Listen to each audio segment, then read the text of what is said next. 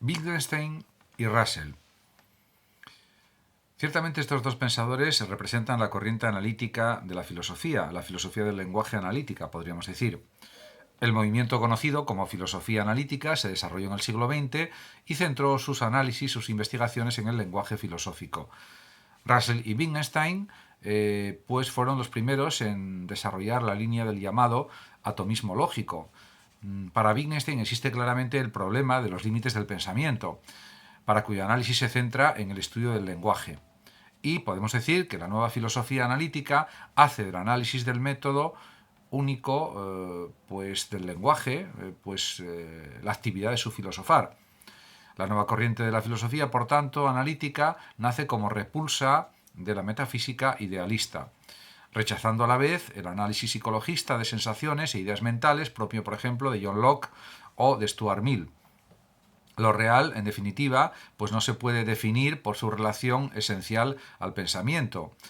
En el segundo estadio se puede hablar de un neopositivismo o positivismo lógico que surge como escuela independiente, por ejemplo, en el Círculo de Viena.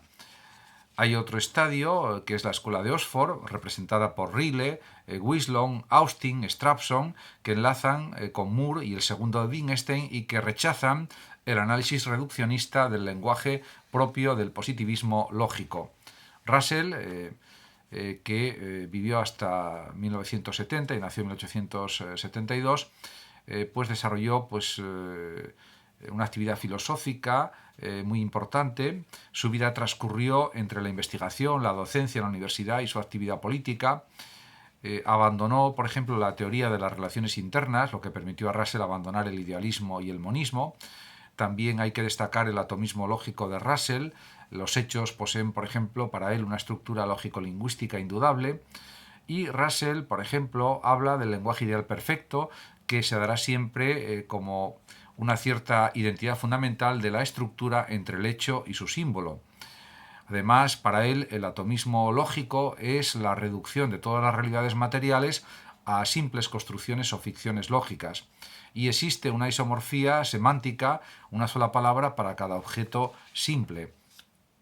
Para Wittgenstein, en cambio, que nació en Viena en 1889 y murió en Cambridge en 1951 de un cáncer, la vida de este pensador pues fue tan original y extraña como su producción científica. Escribió, por ejemplo, en 1918, en plena Primera Guerra Mundial, su Tractatus Logicus Philosophicus, redactado en campaña. Posteriormente renunciaría a su cátedra y al final de su vida pública escribió las Investigaciones Filosóficas junto con otras obras. En el caso de Wittgenstein, su filosofía gira o girará en torno a los límites de la razón humana y también los límites del pensamiento.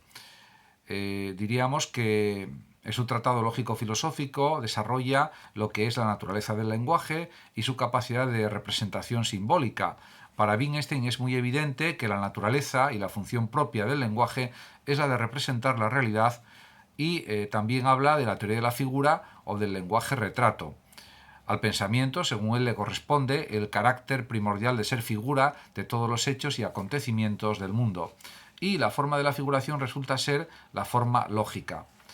Por otra parte, la función significativa propia de la proposición es su función de verdad, su correspondencia con la realidad.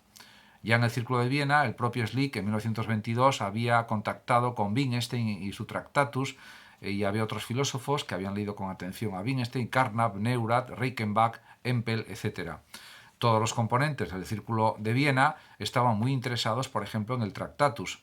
Pero en el Tractatus se separaban perfectamente las proposiciones que tenían significado de las que no lo tenían, y esto interesaba mucho a los componentes del Círculo de Viena, que estaban en esa misma línea de pensamiento.